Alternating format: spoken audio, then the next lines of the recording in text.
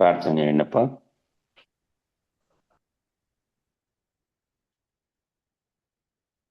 జై గురుదేవ. ఓం గురుర్బ్రహ్మ గురుర్విష్ణు గురుర్దేవో మహేశ్వర గురు సాక్షాత్ పరబ్రహ్మ తస్మై శ్రీ గురవే నమః.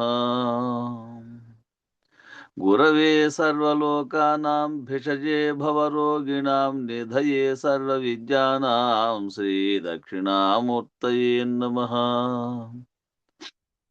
బృహద్వాసిష్ట సిద్ధాంతం పూర్ణబోధోపదేశిక వెంకటేశ్వర యోగీంద్రం సద్గురుభ్యో నమో నమః. ఆత్మానాత్మ అతీతమనిశం కేవలాత్మోపదేశిక వేముల రామయాజ యోగీంద్రం సద్గురుభ్యో నమో నమః. క్షరాక్షరమతీతం చాచల పూర్ణోపదేశిక పూర్ణానంద పుల్లయాయ సద్గురుభ్యో నమో నమః. అస్మద్గురు సమారంభం కృష్ణ సాందీపమధ్యమం ఓంకారపీఠ పర్యంతం వందే గురు పరంపరం. జై గురుదేవ. వందనమిదిగో గురునకు వందే గురు చరిత్ర సంగ్రామునకు వందే శుభోక్తిని వందనమిదే గురుని నామా రూపంబునకును వందనామిదిగో గురుస్థలమునకును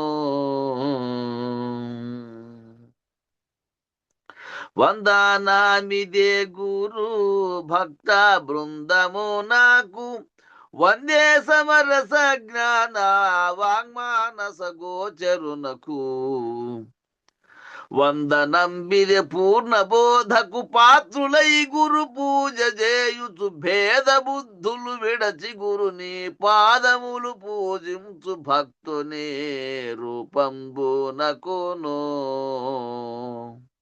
వందనమిదిగో గురుస్థలమునకును.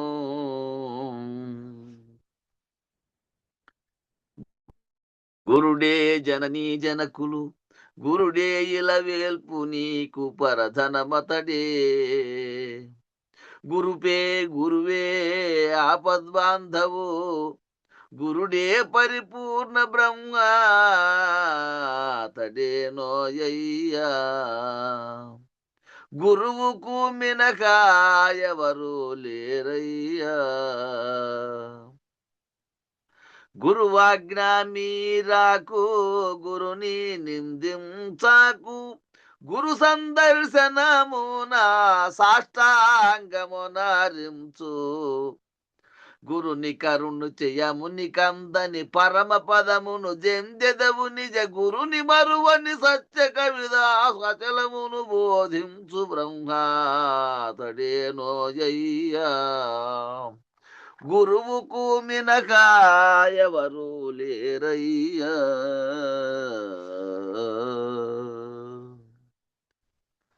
జై శ్రీ సద్గురు ప్రభు మహారాజుకు జై. పూర్ణానంద పుల్లయాజులకు జై. విష్ణుఆనంద కృష్ణమూర్త్యాజులకు జై. అనంతకోటి గురు భక్త మండలికి జై. జై గురుదేవా. జై గురు. ప్రార్థన అయిపోయాలకు వస్తానని అన్నయ్య.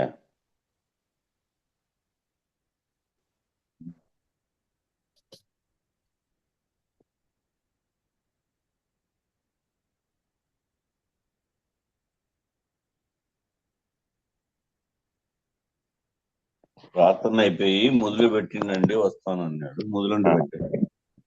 మొదలుపెట్టన్నా నేనే అన్న మొదలుపెట్టిండు. 2-3 శ్లోకాలు చెప్పి లోపల వస్తాడు. ఎన్ని వెంకటదాస్ అన్న ఎన్ని 15 అయిపోయినాయా? లేడా వెంకటదాసు? నా 16ది చెప్పాలి. Right right.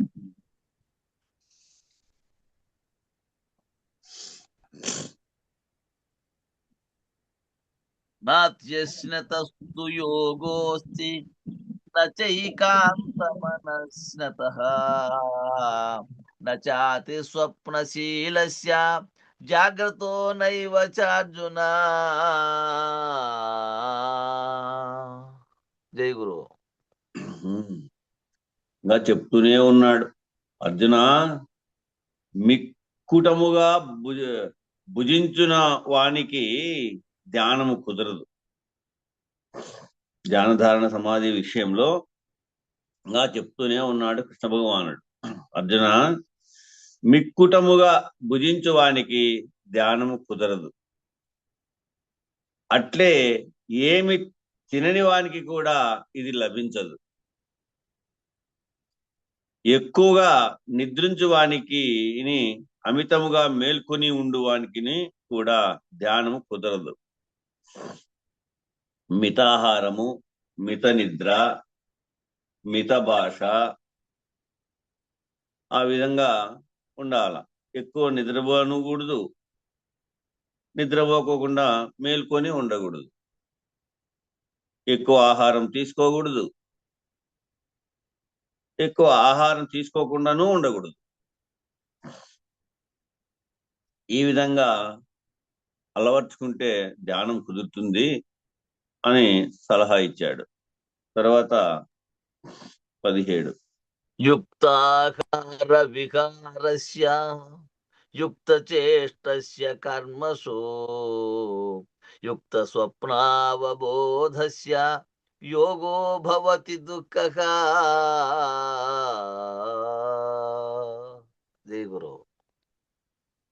పరిమితములగు ఆహార విహారములు కలిగి జపతపములగు కర్మములందు పరిమితములగు ప్రయత్నము కలిగి నియమితులగు నిద్రా జాగరణములు కలిగి ఉండు వాని ధ్యానము సంసార దుఃఖమును పోగొట్టుచున్నది.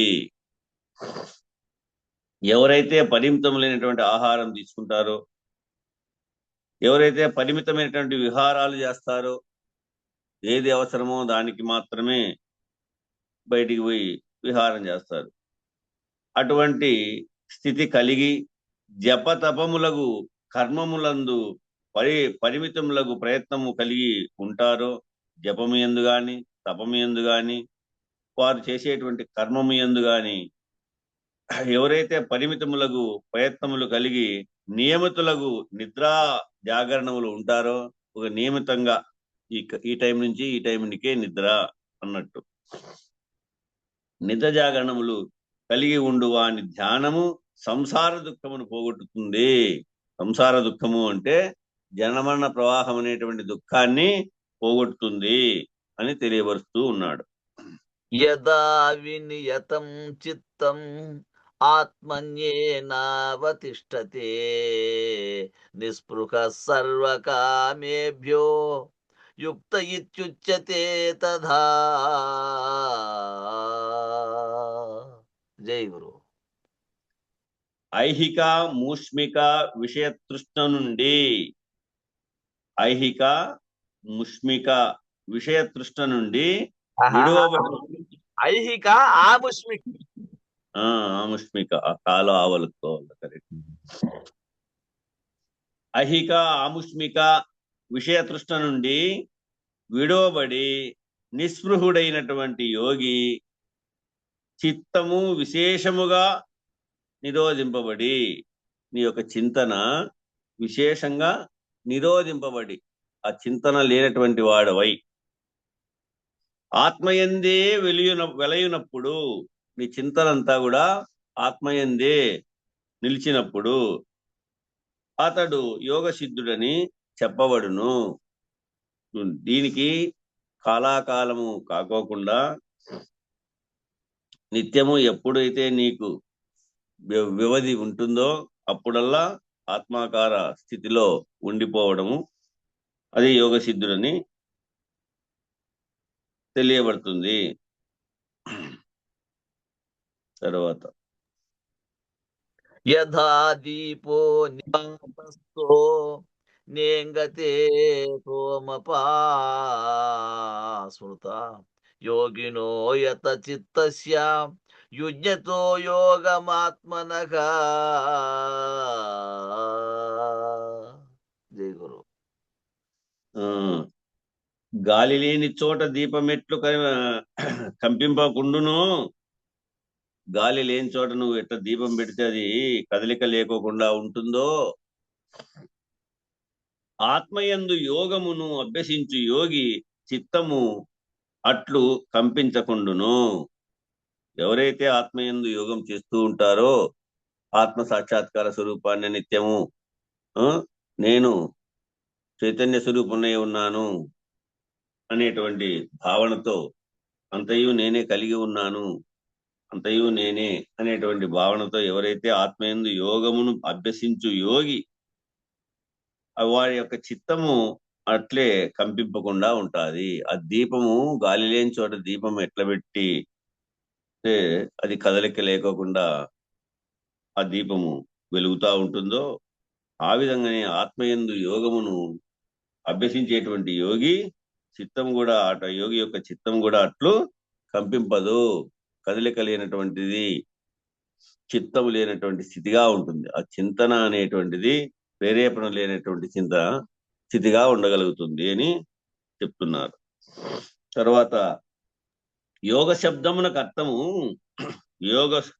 అర్థం ఏమి అంటే కర్తృత్వ కర్మాచరణ అని సమాధి అని చెప్పబడును. కర్తృత్వ కర్మాచరణ సమాధి అని చెప్పబడతా ఉంది. ఈ రెంటిలో ముఖ్యమేయదియో ఈ దిగువ 21, 20, 21, 22, 23 శ్లోకాల యందు చెప్పబడతా ఉంది. ఈ 4 శ్లోకాల్లోనూ ఈ రెంటిలో ముఖ్యమై ఏది అయి ఉందో ఆ విషయాన్ని, ఏది ముఖ్యము, కర్తృత్వ కర్మాచరణ, ఈ సమాధి, ఈ చెప్పబడేటువంటిదంతా ఎట్లా ఈ రెంటిలో ఏదైతే ముఖ్యమో అది ఈ 4 శ్లోకాలలో చెప్పబడతా ఉందని చెప్తున్నాడు. యతో పరమతే చిత్తం నిరుద్ధం యోగ సేవయా యత్రైచైవాత్మనా ఆత్మానం పశ్యన్నాత్మని తుష్యతి. జై గురు. ఏ స్థితి యందు యోగాభ్యాసం వలన నిరోధింపబడినటువంటి చిత్తము ఉపరతినందు ఉన్నదో, మరియు ఏ స్థితి యందు యోగి శుద్ధ చిత్తం వలన ఆత్మ చైతన్యమును దర్శించుచు పరితుష్టి అందుచుండునో, ఎట్లా అంటే ఏ స్థితి యందు యోగాభ్యాసం వలన నువ్వు ఏ స్థితిలో ఉండి యోగాభ్యాసం చేస్తా ఉన్నావో ఆ యొక్క నిరోధింపబడినటువంటి చిత్తము ఉపరతిని అందుచున్నది. ఆ నిరోధింపబడినటువంటి చిత్తము ఎప్పుడైతే చిత్తం నిరోధించబడిందో అప్పుడే ఉపరతి అంటే దగ్గరగా ఆ ఆత్మస్థితిగా, ఆ యోగాభ్యాసం వలన ఆ ఆత్మస్థితిగా ఏర్పడతా ఉంది. ఉప అంటే దగ్గర, ప్రతి అంటే మమేకమై ఏకస్థితిగా తెలియబడతా ఉంది. అప్పుడు మరియు ఏ స్థితి యందు యోగి శుద్ధ చిత్తం వలన ఆత్మ చైతన్యమును దర్శించుచు పరితుష్టి అందుచున్నాడు. ఆ విధంగానే ఆ స్థితిలో యోగి శుద్ధ చిత్తం వలన ఏమైంది, చిత్తము ఏ చింతన లేనటువంటి స్థితిగా ఉన్నటువంటి చిత్తము వలన ఆత్మ చైతన్యాన్ని దర్శిస్తా ఉన్నాడు. అప్పుడు ఆ దర్శించటం వలన పరితుష్టి పొందుతున్నాడు. ఆ ఆనందాన్ని, ఆత్మానందాన్ని, స్వ ఆనందాన్ని పొందుతా ఉన్నాడు అని తెలియపరుస్తా ఉన్నాడు. ఎన్నో శ్లోకమప్పా? 21వ ప్రారంభం కావాల. శ్లోకము మీనాక్షి నాయుడు చెప్తారులే. పేజ్ నెంబరు ఇంట్లో గుర్తుపడాల. యా దాంట్లో? 85వ పేజీ. ఆత్మ సంయోగమా? అవును, 85వ పేజీలో పేజీ నెంబర్ 85, శ్లోకం నెంబర్ 21. సరే. సుఖమాత్ సుఖమాత్మత్యకం యత్తద్బుద్ధిగ్రాహ్యయతీంద్రియం వేత్తి యత్ర నచైవాయం స్థితశ్చలతి తత్వతః.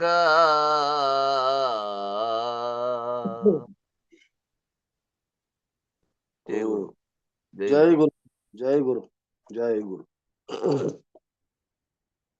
ఏ స్థితి యందు యోగి ఇంద్రియ నిరపేక్షకమును బుద్ధిగ్రాహ్యమును అతీంద్రియమునకు అనంత సుఖ దుఃఖం అనుభవించును, మరియు ఏ స్థితి యందుండిన యోగి ఆత్మతత్వము నుండి అణుమాత్రమైన చెల్లింపకుండునో, అంటే ఏ స్థితిలో కూడా యోగి అనేటువంటి మహానుభావుడు ఇంద్రియ నిరపేక్షమును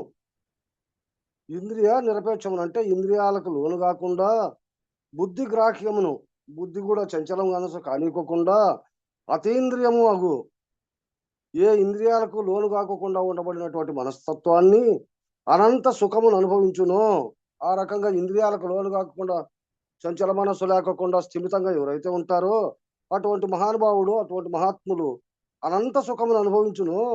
మరియు ఏ స్థితి ఎందుండిన యోగి ఆత్మతత్వము నుండి అణుమాత్రమైన చెల్లింపకుండును. ఈ ఆత్మతత్వాన్ని అంటే దేహాన్ని కట్టుకొని ఉండబట్టినటువంటి విషయాలకి లోను కాకోకుండా అణుమాత్రం కూడా ఏ రకంగా చెల్లించకుండా ఉంటాడో అటువంటి పురుషులు యం లబ్ధ్వా చ పరం లాభం మన్యతే నాధికం తతః యస్మిన్ స్థితో న దుఃఖేన గురుణాపి విచార్యతే. జై గురు. వీళ్ళకి 2 లైన్లే ఉండేది, కిందది కూడా చదివి మళ్ళీ చదివేస్తా అంత కింద శ్లోకం కూడా. తం విద్యాదుఃఖ సంయోగం వియోగం యోగ సంజ్ఞతం పనిశ్చయే యోక్తవ్యో యోగో నిర్విణ్ణ చేతసా. జై గురు. ఎట్లా అణుమాత్రమైన చెల్లింపక ఉండునో అటువంటి పురుషులు ఏ స్థితిని పొందిన యోగి తదితరములకు లాభములు అనగా అడిమాది అష్టసిద్ధులు కోరడో, ఏ పద్ధతి ఎందుండిన మహాదుఃఖముల వలన కూడా చెల్లించకుండునో, ఎట్టి పరిస్థితులలో ఏం వచ్చినప్పటికైనా కానీ చెల్లించకోకుండా అడిమాది సిద్ధులు కానీ లేదా లాభ నష్టాలు కానీ ఇంకో ఏ పద్ధతిలో ఏది వచ్చినప్పటికైనా కానీ ఈ మహా దుఃఖం వలన కూడా చెల్లింపకుండునో, సుఖం వచ్చినప్పటికైనా కానీ బాధాకరమైనటువంటి విషయం గోచరించినప్పటికైనా కానీ చెల్లించకుండా ఎట్లయితే ఉంటాడో అటువంటి వాడు దుఃఖము యొక్క అత్యంతిక నివృత్తియగు ఆ స్థితిని యోగమని గ్రహింపము. మేము యోగంలో కూర్చుంటాము, మాకు యోగము అలవాటు ఉంది, మేము యోగం చేస్తామని అనుకునేది కాదు. ఇట్టి విషయాలోకములు కానీ శరీర బాధలు కానీ కుటుంబ వ్యవహారం కానీ ఏది వచ్చినప్పటికైనా కానీ అన్నిటిని చెల్లించకుండా నువ్వు ఏదైతే అభ్యాసంలో ఉండవో, ఏదైతే దాన్ని పొందలా అని అనుకుంటున్నావో అటువంటి పద్ధతిలోనే ఉంటాడంట, గ్రహించడు. అనగా కర్తృత్వరహిత కర్మాచరణ యోగమని నిర్ణయము. నేను చేయాలనేది కానీ చేయలేదనేది కానీ ఏదీ లేకోకుండా అతను నిర్ణయ పద్ధతిలో అట్లే ఉంటాడు. విసుగులేని చిత్తముతో పట్టుదల భూని ఈ యోగమును అభ్యసింపదగును. అంటే విసుగు యాడబ్బా తిన్నాము ఇదో పీకిలాట దీంతో పోతాను అదేదో వస్తుంది అనుకునేది లేకోకుండా నా కర్తవ్య ధర్మం నా దాన్ని నేను తెలుసుకోవాలా అనేటువంటి పట్టుదల భూని ఈ యోగము అభ్యసించతగును. సరిపడదనకను సరిగా సమరస బుద్ధితో అనుష్ఠింపవలయును. నేను చేసేటువంటిది ఇది బాగుందా బాగలేదా, నేను చెయ్యాలా వద్దా అనేటువంటి సంకల్ప వికల్పములు లేకోకుండా ఈ యోగాన్ని సమరస బుద్ధితో అనుష్ఠించవాలి, సమరస బుద్ధితో ఆచరించాలి, సమరస బుద్ధితో చేసుకోవాలా. సంకల్ప ప్రభావాన్ కామాం త్యక్త్వా సర్వాశేషతః మనసైర్వేంద్రియగ్రామం వినియమ్య సమస్తతకా. ఏ సంకల్పం వలన కలుగు సమస్త కామములను, సంకల్పము తనంతకు తానే అదే ఊరికే ఉన్నిచ్చేది కాదు. పుంకానుపుంకములుగా మనం మనస్సు ఊరికే నిలబెట్టుకున్నప్పటికైనా కానీ లోపల సంకల్పాలు తనంతకు తానుగానే అభివృద్ధి చెందుతూ ఉంటాయి. ఒకటి పోతానే ఒకటి విమర్శించుకుంటానే ఇంకోటి. ఆ విధంగా వచ్చేటువంటి ఆ సమస్త కామములను అంటే కోరికలను, దాంట్లో ఏర్పడేటువంటి సంకల్పాలను అన్నిటినీ కూడా సంపూర్ణముగా త్యజించి మనస్సు వలన ఇంద్రియ సమూహమును సమస్త విషయముల నుండి మరలించి, చూడు ఈ ఇంద్రియాలన్నీ ఉంటాయి మన అధీనంలో ఉండబడినటువంటి ఇంద్రియాలన్నీ కూడా వాటిని వాటి విషయాలోకములోకి అవి ఈడ్చినప్పుడు ఆ రకంగా పానీకొక్కకుండా మరల్చి, అంటే ఇప్పుడు మనకు రుక్మిణి సంవాదంలో వచ్చిన చూడు, ఏ వంక మనము బారిన ఆ వంకకే ఇంద్రియములన్నీ ఏగును, కావున ఏ విధములైన మనమును సద్గోష్ఠి ఎందు చొరగజేయవలని అనేటువంటి ఉదాహరణ కింద ఇది మనకు భావ్యమవుతుంది.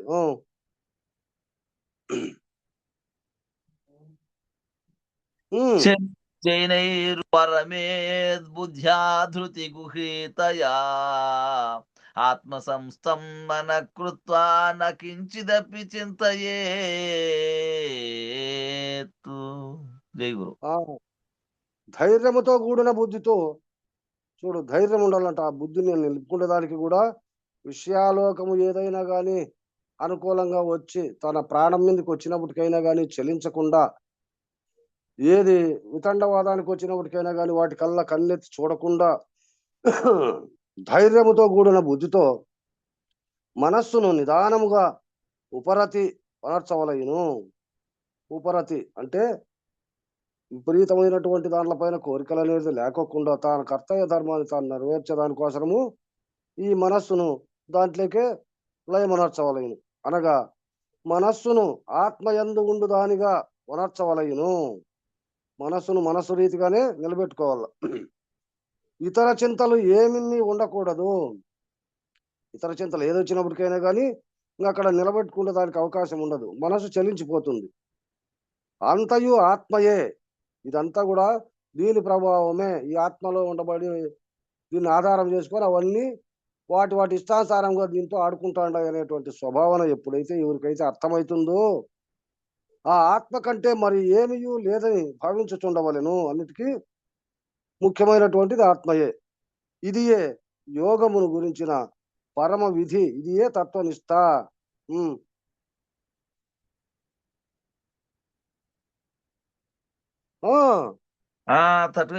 ఆపండి అది బాబా.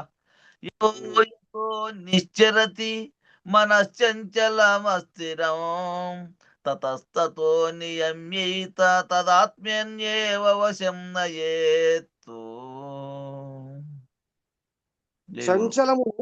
చంచలమును అస్థిరమును అగు మనస్సు ఏ విషయముల వైపు పరుగుడునో ఆయా విషయముల నుండి మరల్చి ఆత్మను స్వాధీనమునకు తీసుకొని రావలయును.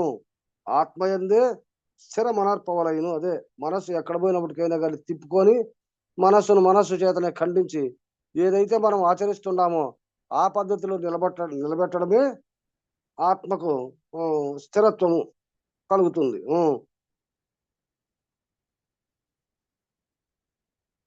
ఆపు కాకుండా ఉంది.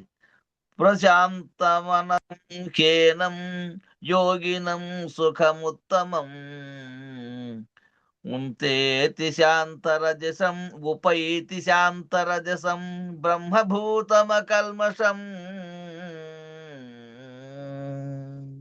ఈ విధంగా ప్రశాంత చిత్తుడును, ఈ విధంగా పైన చెప్పినటువంటి ఆ పద్ధతిలో ప్రశాంత చిత్తుడును రజోగుణ కార్యములకు విక్షేపాదులు లేనివాడును, ఈ రజోగుణము కావలసినట్టల్లా దాన్ని ఎక్కడెక్కడ విశాలం చేయాలో ఆ రకంగా తీసుకుపోయి ఈ మనస్సును పరిపరి విధాలుగా ప్రేరేపణ చేస్తూ ఉంటుంది.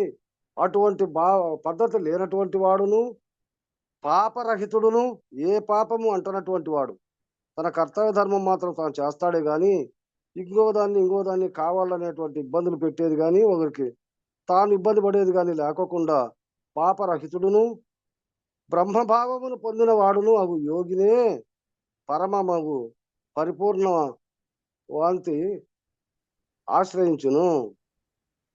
పరిపూర్ణ వాంతి అంటే అది పరిపూర్ణ వారిని అనేది ఉండొచ్చు, అచ్చు తప్పుబడింది. అటువంటి యోగి పరమమగు పరిపూర్ణ భ్రాంతిని ఆశ్రయించును. భ్రాంతినే అనుకోవాలి, దీన్ని ఏదో వాంతి అని ఉంది. శాంతి అనగా బాబా, ఆ శాంతి, శాంతి పూర్ణ శాంతి. అట్లే ఉంటుందిలే. పరిపూర్ణ శాంతి ఆశ్రయించును అనగా అతనికే పరిపూర్ణ స్థితి లభించును. ఆ పద్ధతిలో ఉండబడినటువంటి ఆ మానవునికి పరిపూర్ణమైనటువంటి ఆ భావము లభించును. యుంజన్నేవం సదాత్మానం యోగీ విగత కల్మషః సుఖేన బ్రహ్మ సంస్పర్శ్యమత్యంతం సుఖమశ్నుతే. జై గురు. ఈ విధమైనటువంటి ఈ పద్ధతిలో ఇట్లు మనస్సును సర్వదా యోగము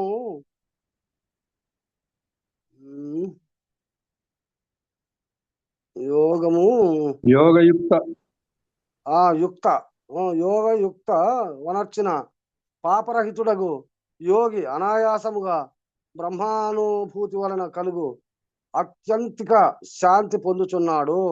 ఈ పద్ధతిలో ఎవరైతే ఈ యోగములో నిమగ్నుడై ఉంటాడో అటువంటి వాడు పాపరహితుడును అయినటువంటి ఆ యోగి అనాయాసంగా ఏ కష్టము లేకోకుండా ఏ బాధ లేకోకుండా బ్రహ్మానుభూతి వలన కలుగు అత్యంతిక శాంతి పొందుచున్నాడు. అంటే ఆత్మ నిశ్చల స్థితికి ఏర్పడుతుంది. సర్వభూతస్తమాత్మానం సర్వభూతాని చ ఆత్మని ఈక్షతే యోగయుక్తాత్మా సర్వత్ర సమదర్శనః. జై గురు. కర్తృత్వరహిత కర్మాచరణ గల పురుషుడు నేను చేయలే, నా కర్తవ్య ధర్మాన్ని నేను నెరవేరుస్తాండా అనేటువంటి భావన కలిగినటువంటి ఆ పురుషుడు సర్వభూతముల యందు బ్రహ్మమును దర్శించును.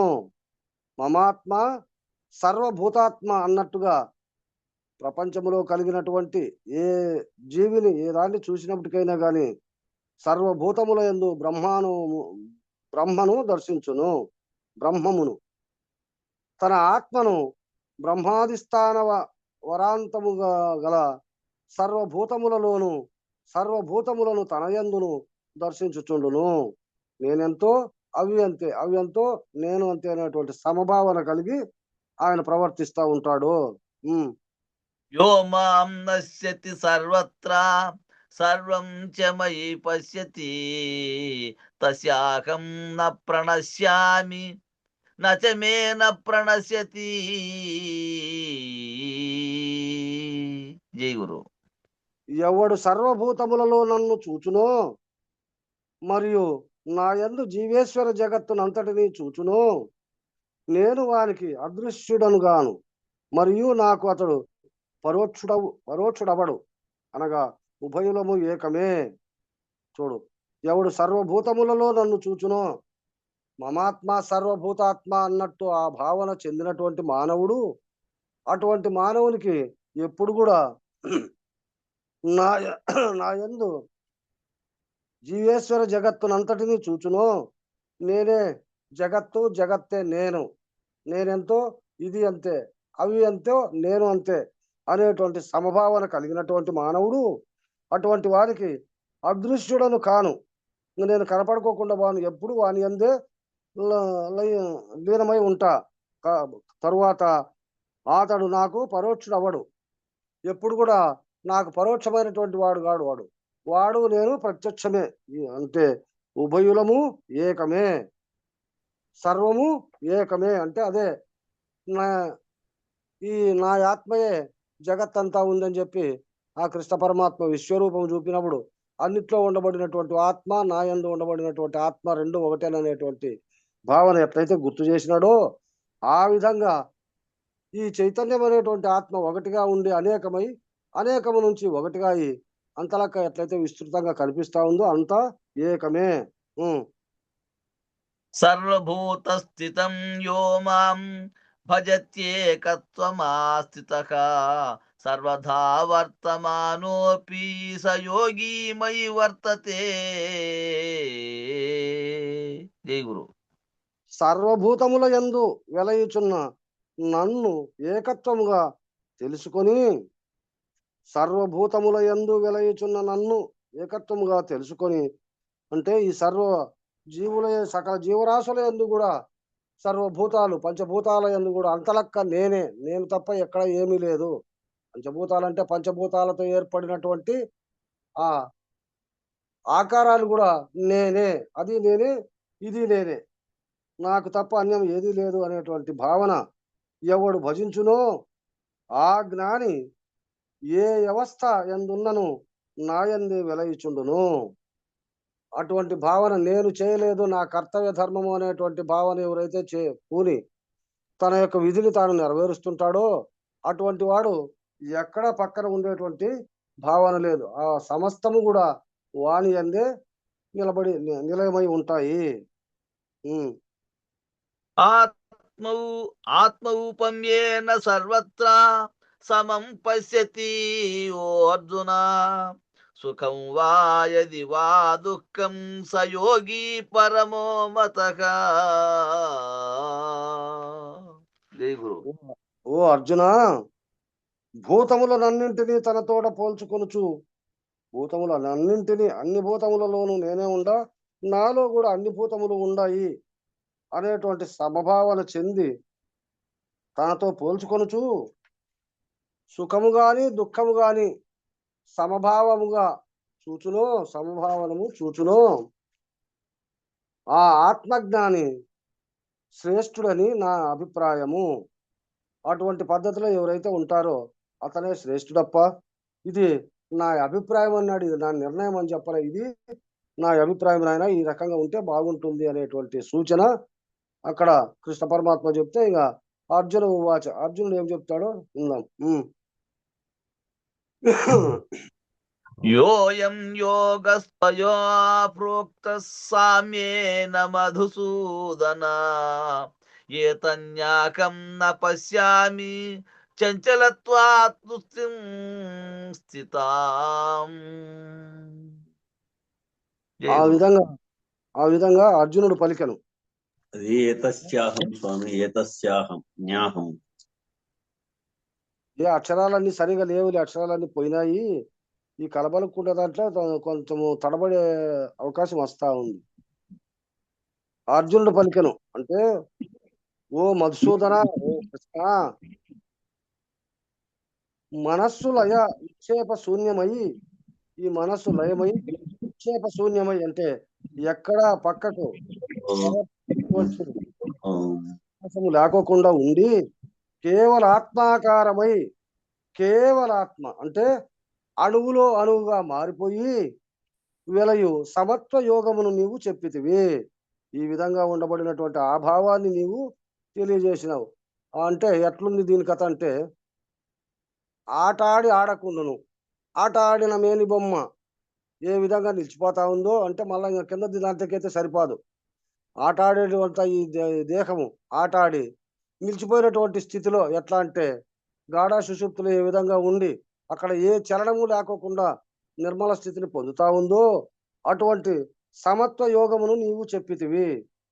చంచల స్వభావముగు మనస్సున ఈ సమత్వ భావం ఎట్లు స్థిరమగునో గ్రహింపజాలకున్నాను. అదేమో చెప్పేకేమో నువ్వు చెప్పినావు కానీ ఈ చంచలమైనటువంటి ఈ స్వభావమైనటువంటి ఈ మనస్సు చంచలత్వంతో కూడుకొని ఉండబడినటువంటిది, ఇది ఊరికే ఉన్నిచ్చేటువంటిది కాదు. ఇది ఇటువంటి ఈ మనస్సు ఈ సమత్వ భావం ఎట్లు స్థిరమగునో, ఇది ఏ విధంగా దీన్ని నిలబెట్టుకోవాలో, ఏ విధంగా ఇది నిలబడుతుందో అటువంటి భావన నేను గ్రహింపజాలకున్నాను, అది నాకు తెలియకున్నది. చంచలం మన కృష్ణ పరమాధి బలవదృఢం, తస్యాకం నిగ్రహం మన్యే వాయోరివ సుదుష్కరం.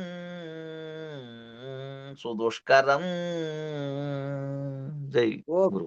ఓ కృష్ణ, మనస్సు చంచలము, శరీరములకు ఇంద్రియములకు కలత కలుగజేయునది అయి ఉన్నది.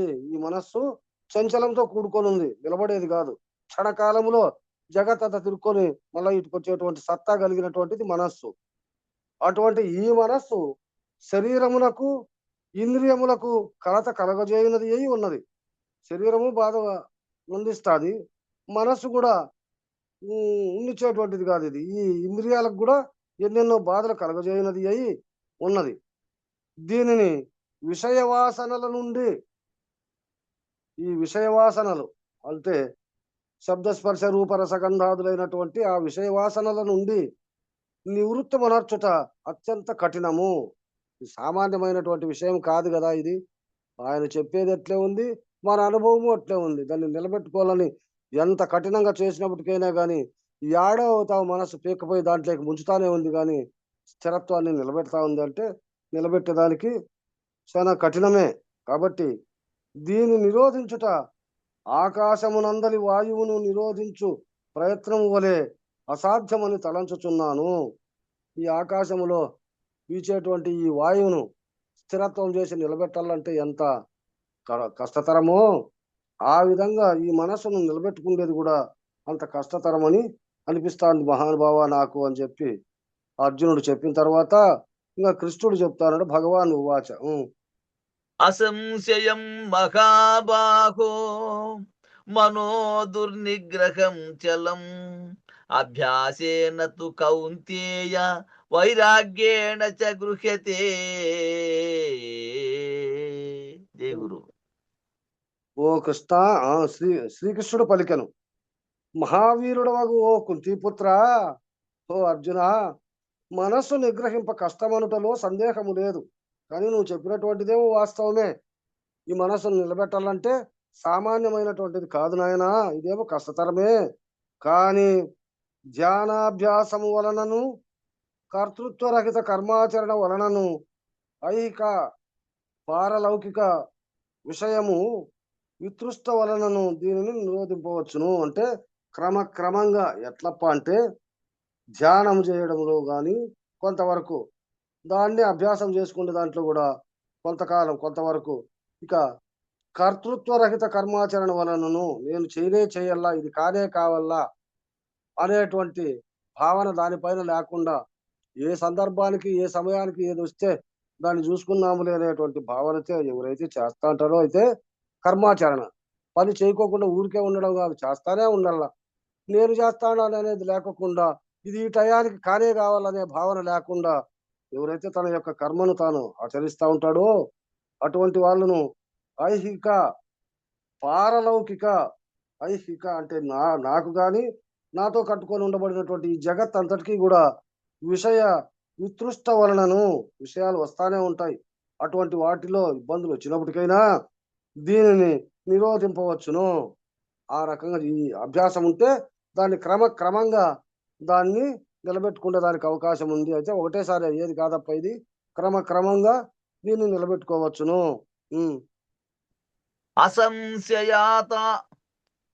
అసంయతాత్మనా యోగో దుష్ప్రాప ఇతి మే మతిః పశ్యాత్మనా తు యతతా శక్యో వాప్తుముపాయతః.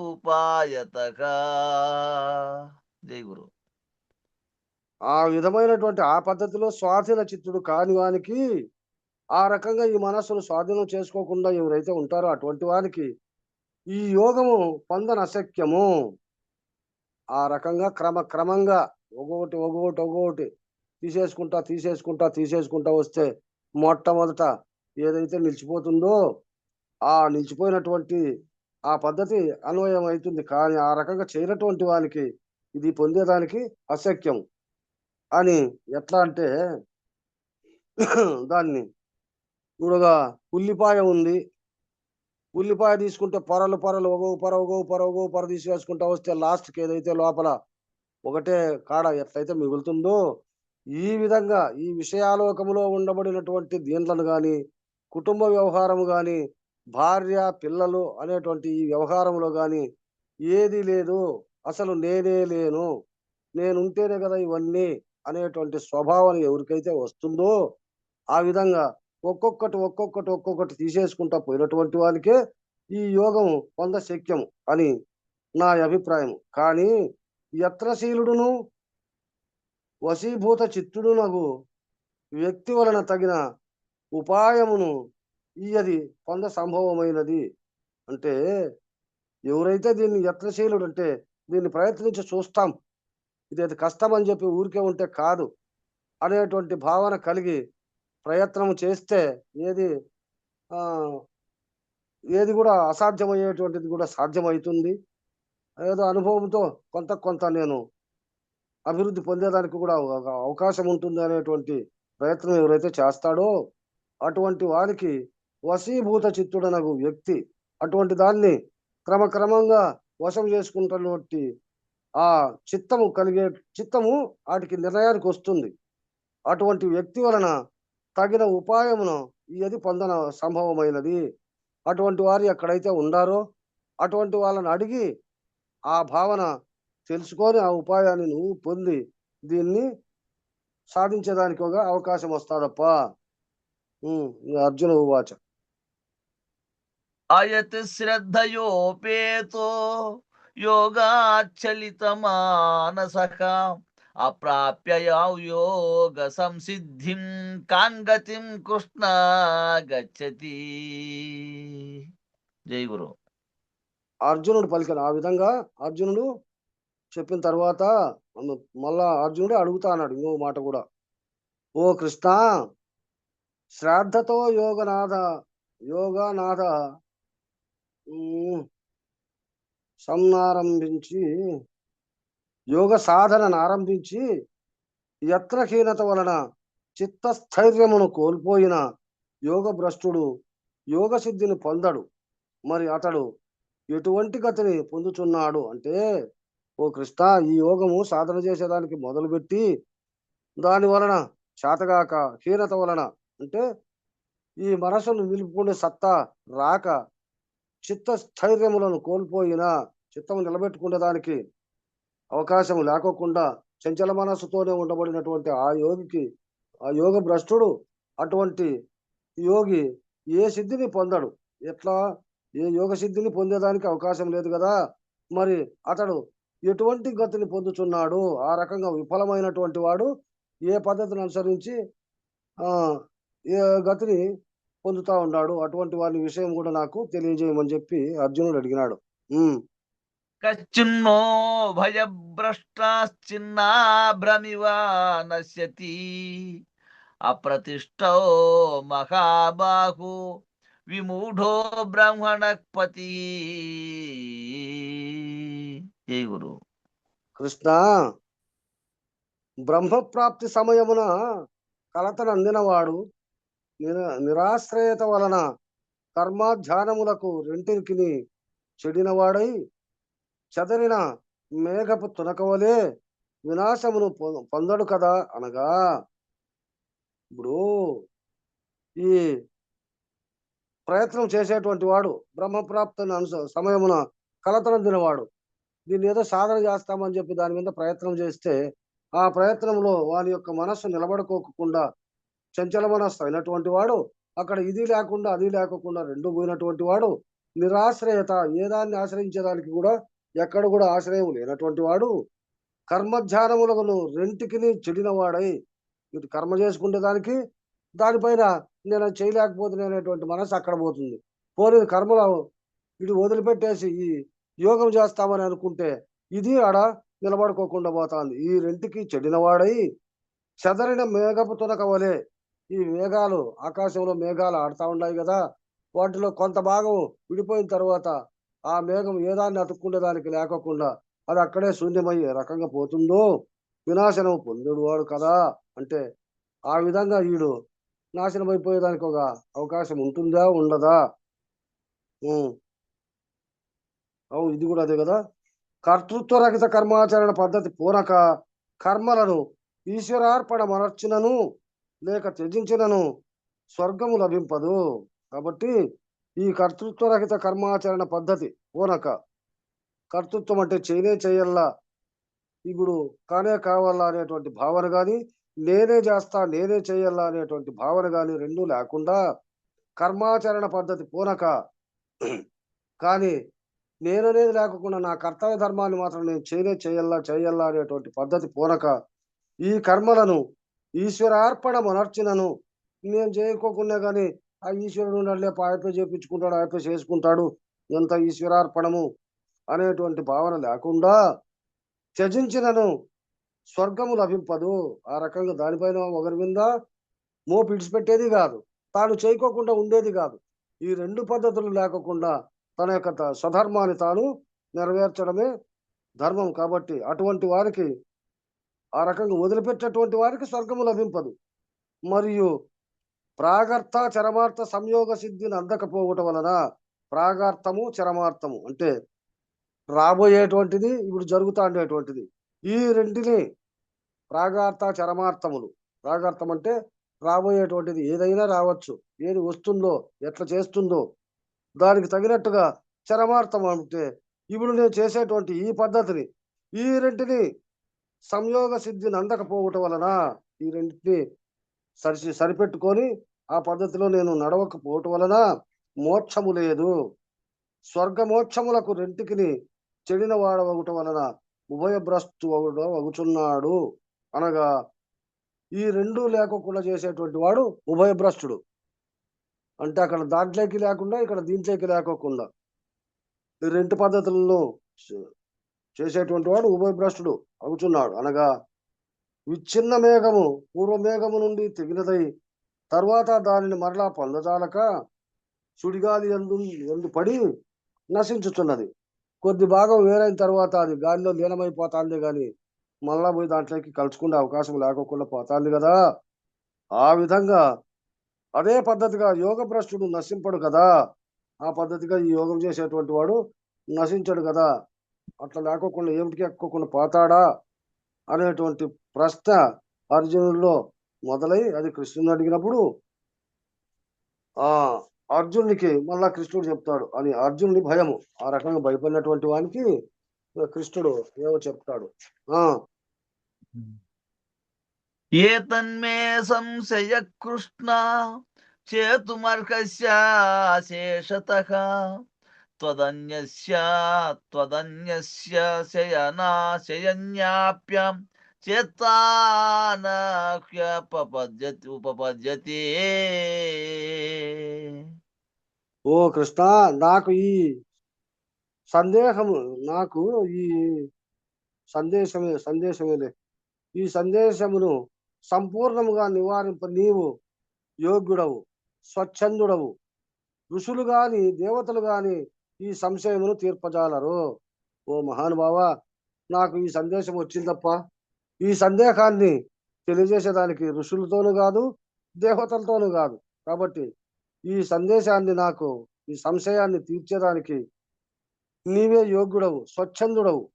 కాబట్టి ఈ సంశయాన్ని నాలో నుండి తీర్చేసేటువంటి భావన నాకు తెలియజేయి కృష్ణ అని చెప్పి అర్జునుడు కృష్ణుని అడిగితే, అప్పుడు కృష్ణుడు చెప్పేదానికి మొదలు పెడతానని భగవాన్ ఉవాచ. పార్థనైవేకనాముత్ర వినాశస్తస్య విద్యతే నహి కళ్యాణకృత్ కశ్చిద్ దుర్గతిం తాత గచ్చతి. జై గురు. అప్పుడు కృష్ణుడు చెప్తానడు, ఓ అర్జునా, యోగ భ్రష్టునకు ఈ లోకమున శిష్టుల నింద కలగదు. ఈ రకంగా యోగము భ్రష్టైనటువంటి వాళ్ళకి ఈ లోకమున శిష్టుల నింద కలగదు. అంటే మంచి వాళ్ళతో పాటు నిందలో లేటువంటి భావన కలగదు. పరమున నరక ప్రాప్తి మున్నగునవి కూడా కలగవు. ఇకములో ఎవరితోనూ నిందలపడి వీడు దుష్టుడు దుర్మార్గుడు అనేటువంటి భావన ఇక్కడా రాదు. పోని పరమున నరక ప్రాప్తి మున్నగునవి కూడా కలగవు. ఎందుకంటే దాని మీద ప్రయత్నం చేసి దాంట్లోనే మనసు పెట్టుకొని ఇటు అటు కాకోకుండా తన యొక్క ప్రాణం వదిలినప్పుడు ఆ మనస్సు ఇక్కడ బాధలు పడేది లేదు, అక్కడ నరకాన్ని అనుభవించేది లేదు. ఎందుకంటే ప్రయత్నం దాని మీద పెట్టుకొని సాధనలో చేతగాక నిలిచిపోయినాడు కాబట్టి వారికి ఏ ఇబ్బందులు కలగవప్ప. కర్తృత్వరహిత కర్మాచరణ గలవాడు మానవ లోకమునకు మంచి నెనర్చువాడుగానే ఉండును. ఈ రకంగా చేసేటువంటి వాడు ఈ మానవ లోకానికి మంచితనాన్ని పంచేదానికి ఒక అవకాశం ఉందే గాని చెడు తలంపు అనేటువంటి వాడుగా ఎవరితోనూ అనిపించుకునేటువంటి భావన ఉండదప్ప. అందువల్ల అధోగతిని పొందడు. అంటే ఆ రకంగా అధమగతి కూడా పొందేదానికి అవకాశం లేదు. అదే కదా మన పెద్దలు చెప్పేది కూడా. ఒకవేళ ఈ భావములోకి వచ్చిన తర్వాత ఈ పూర్ణబోధ స్థితిని పొందలేకోకుండా ఈ జన్మ సాలిచ్చినప్పటికైనా ఈ జన్మలో చేసినటువంటిది కష్ట ఫలితము వృథా పోదనైనా వచ్చే జన్మలోనైనా ఆ మిగతాది సంపూర్తి చేసుకొని ఆ జన్మలోనైనా కడతేరే మార్గం ఉంది. కానీ ఈ అచల స్థితిలోకి రానటువంటి పామర జనాలు కడతేరేటువంటి అవకాశం లేదు. చేసిన కష్టం వృథా బాదు. అంటే మనం బ్యాంకులో డిపాజిట్ చేసినటువంటిది మనం పోయిన తర్వాత కూడా మన సంతానానికి మనకు కావలసినటువంటి వాళ్లకు ఎట్లయితే అది లభిస్తుందో ఆ పద్ధతిగానే ఉంటుంది. కానీ అధోగతిని పొందడు.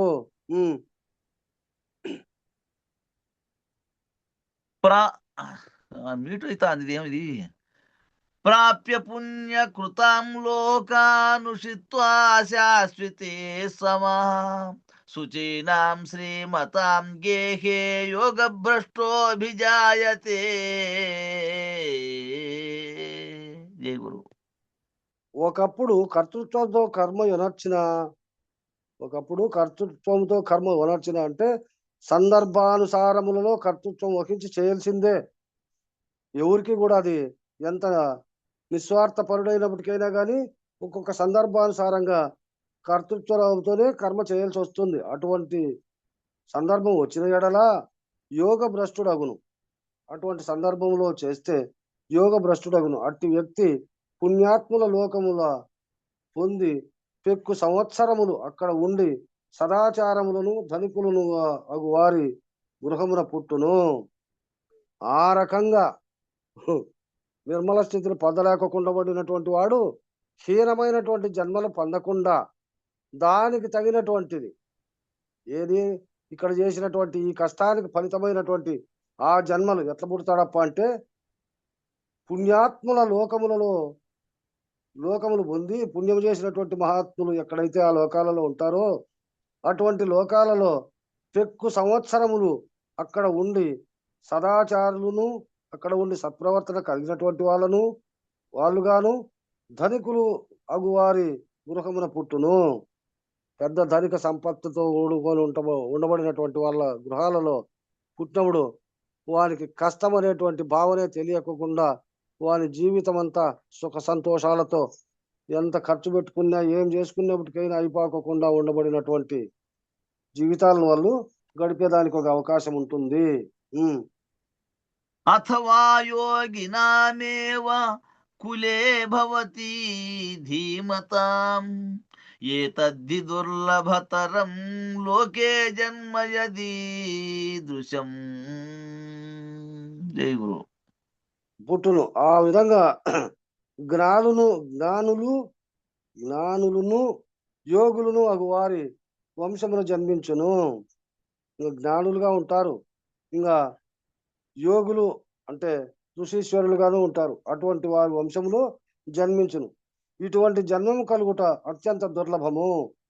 ఆ రకంగా ఆ జన్మ రావాలన్నా కూడా ఎన్నో జన్మల సుకృత ఫలితమే కదా. ఇప్పుడు వేదవ్యాసుడు, ఋషీశ్వరులు, ఎవరు శౌనకాది మహామునులు, ఇక విశ్వామిత్రుడు, వశిష్ఠుడు, ఇటువంటి మహాత్ములు ఎంతో కష్టపడినటువంటి మహాత్ములే కదా. అటువంటి వాళ్ళ గర్భవాసమున అటువంటి వాళ్ళ గృహమునందు జన్మించాలంటే ఎంతటి పుణ్య ఫలితం ఉంటేనో అటువంటి వాళ్ళ ఇంట్లో జన్మించేదానికి అవుతుంది. కాబట్టి అటువంటి జన్మం కలుగుట అత్యంత దుర్లభము. తత్రతం బుద్ధి సంయోగం లభతే పౌర్వదైహికం యతతే చ తతో భూయ సంసిద్ధౌ కురు నందనా. జై గురు. ఓ అర్జున, పూర్వజన్మమునందు పొంది ఉండిన అమోక్షపరమగు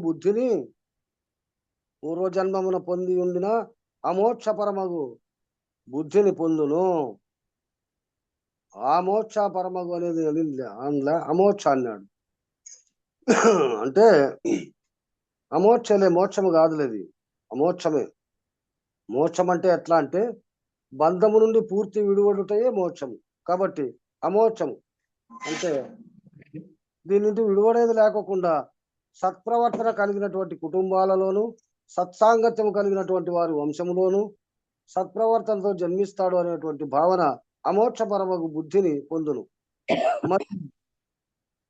మరియు పూర్వజన్మమున నొనర్పబడిన సాధనతో పూర్వజన్మమునందలి సంస్కారముల ప్రేరణ వలన సిద్ధిని పొంద అంతకంటే ఎక్కువగా ప్రయత్నించును.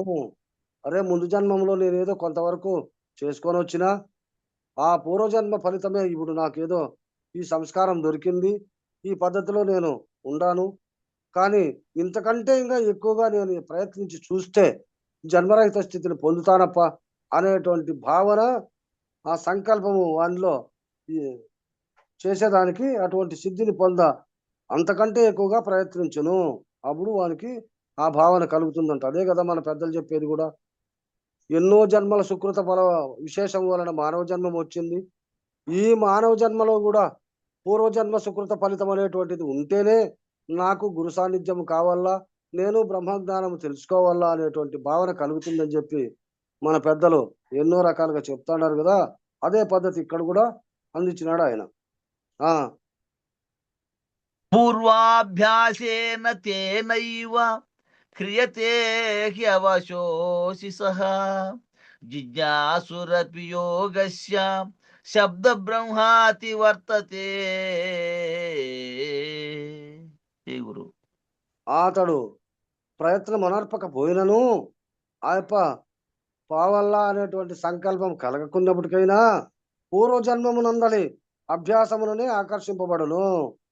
తనంతకు తానుగా పావాలా అనేటువంటి అవగాహన లేకున్నప్పటికైనా, ఎందుకంటే పూర్వజన్మములో చేసినటువంటి ఆ వాసన అది ఉండబట్టి తిరిగి ఎవరినో ఒకరిని చూసుకొని ఎవరు సహాయం చేతనో ఒకరి సహాయం చేత పోయి అటువంటి బ్రహ్మజ్ఞానం కావాలా అనేటువంటి భావన ఎట్లయితే చెందుతాడో ఆ విధంగా ఈతను కూడా మళ్ళా సంకల్పం ఉనర్చి ఆ యోగము చేసి ఆ యోగంలో నేను సాధించాలా అనేటువంటి దానికి ఆకర్షితుడై యోగ స్వరూపమును ఎరుగకోరువాడు వేదోక్తములకు కర్మలను అనుష్ఠించిన కలుగు ఫలములను అతిక్రమించును.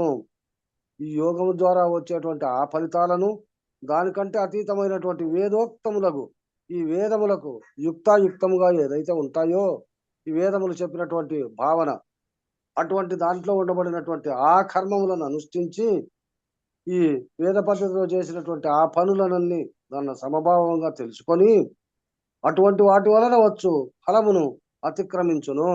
అటువంటి దానిలను అతిక్రమించేటువంటి భావన అక్కడ ఏర్పడుతుంది. ప్రయత్నాద్యతమానస్తు యోగి సంశుద్ధ కిల్బిషక అనేక జన్మ సంసిద్ధస్తతో యాతి పరాం గతిం. జయ గురు. ఇక పూర్వజన్మ కృతమగు యత్నము కంటే ముందు జన్మములో ఏదైతే చేసినాడో దానికంటే ఎక్కువగా ప్రయత్నించుచు పాపరహితుడై యోగి బహుజన్మ సాధన ఫలముగా పరమగతిని పొందును. ముందు చేసినటువంటిది తోడై దానికంటే ఇంకా ఎక్కువ కష్టపడి దానికంటే ఎక్కువ ఇంకా సంపాదించుకొని అటువంటి యోగ పద్ధతిని ఎప్పుడైతే సంపాదించుకున్నాడో అక్కడ పాపరహితుడై, ఏ పాపము అంటనటువంటి వాడై, చంచల మనస్సు లేకోకుండా నిర్మల మనస్సు కలిగినటువంటి వాడై బహుజన్మ సాధన ఫలముగా పరమగతిని పొందును. ఎన్నో జన్మల నుండి కష్టపడతా వచ్చినటువంటిది ఆ ఫలితమంతా ఒక్కసారి తోడైన దాని నుంచి ఇక పరమగతిని పొందును. జన్మలైనటువంటి స్థితిని అక్కడ పొందగలడు. యోగి జ్ఞానిభ్యోపి మతోధికః కర్మిభ్యశ్చాధికో యోగి తస్మాద్యోగి భవార్జున.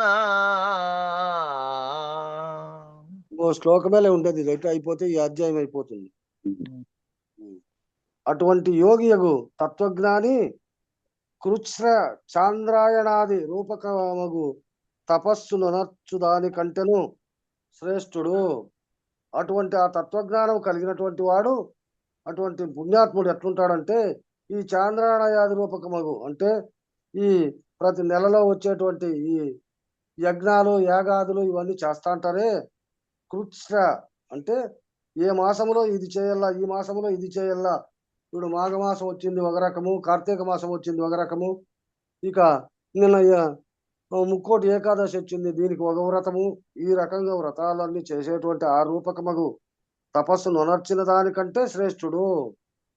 ఇటువంటి కర్మలన్నీ చేసుకుంటూ ఇటువంటి పద్ధతులను ఆచరించినటువంటి దాంట్లో వచ్చే ఫలితం కంటే కూడా ఈ పద్ధతిని తత్వజ్ఞానిగా ఉండబడినటువంటి వాడు శ్రేష్ఠుడు. కాబట్టి శాస్త్రజ్ఞానము శాస్త్రార్థము ఎరుగు పండితుల కంటేనూ శ్రేష్ఠుడు.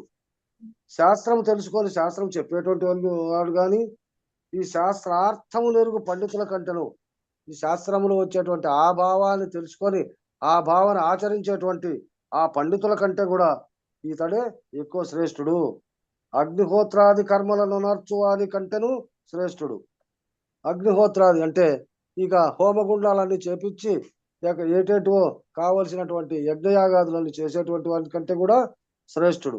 అది నా నిర్ణయం కనుక అర్జున నీవు తత్వజ్ఞానివి కమ్ము.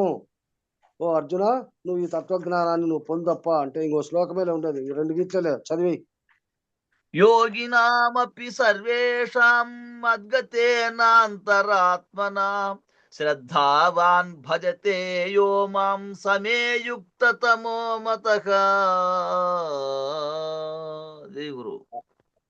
ఓ అర్జున, ఆ పద్ధతిలో ఎవడు శ్రద్ధాయుక్తుడై ఆసక్తితో కూడిన చిత్తముతో నన్ను భజించునో అతడు రుద్రాదిత్యాది దేవతా ధ్యాన పరులకు యోగులందరికంటేను సర్వశ్రేష్ఠుడు. ఇది నా సిద్ధాంతము. చూడు, ఎవరికి నా సిద్ధాంతం అంటే ఆ పద్ధతిలో నువ్వు తయారై నిన్ను నువ్వే తెలుసుకోప్ప అనేటువంటి భావన తప్ప వేరే భావన లేకోకుండా ఇక్కడ చెప్పినాడు. ఈ పద్ధతిని ఎవడు శ్రద్ధాయుక్తుడై అంటే మనస్సును నిలబెట్టుకునే దానిపైన ఎవడైతే శ్రద్ధ పూని అటువంటి ఆసక్తితో కూడిన చిత్తముతో దాన్ని నెరవేర్చుకోవాలనేటువంటి నీ భావన ఆడ దృఢపడి నన్ను భజించునో, నేను తప్ప అన్యము లేదు, ఇదంతా నా స్వరూపమే అనేటువంటి భావన ఎవరైతే తెలుసుకుంటారో అతడు రుద్ర ఆదిత్యాది, రుద్రుడు అంటే ఈశ్వరుడు, ఆదిత్యుడు అంటే సూర్యుడు, అటువంటి దేవత ధ్యానపరులకు యోగుల కంటేను, యోగులు అందరికంటేను మిగతా ఉండబడినటువంటి దేవతలు సూర్యదండకము ఈశ్వర దండకము చేసి ఆంజనేయ దండకము చేసి ఇవన్నీ కష్టాలన్నీ అనుభవించి దాంట్లో ఎల్లవేళలా దాని మీద నిమగ్నమవుతారు. అటువంటి యోగులు అందరికంటేను సర్వశ్రేష్ఠుడు. వాళ్ళందరికంటే కూడా ఈతడే గొప్పవాడు. ఇది నా సిద్ధాంతము. ఓ అర్జున, దీన్ని నువ్వు నిష్కామ్య కర్మగా దీన్ని నెరవేర్చుకోప్ప అని చెప్పి ఈ అధ్యాయాన్ని కర్మ షట్కము షష్టాధ్యాయము సంపూర్ణము. జై శ్రీ సద్గురు ప్రభు మహారాజుకు జై. శ్రీ పూర్ణానంద పుల్లయార్యులకు జై.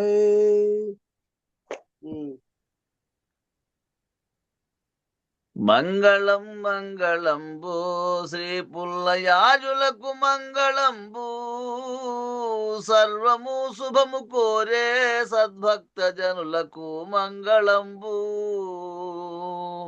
మంగళం గురుదేవాయ మహనీయ గుణాత్మనే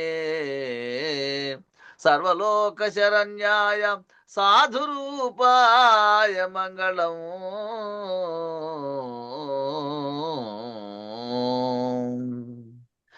జై శ్రీ సద్గురు ప్రభు మహారాజుకు జై. పూర్ణానంద పుల్లయాజులకు జై. విశ్వానంద కృష్ణమూర్త్యాజులకు జై. అనంత కోటి గురు భక్త మండలికి జై. జై గురుదేవ.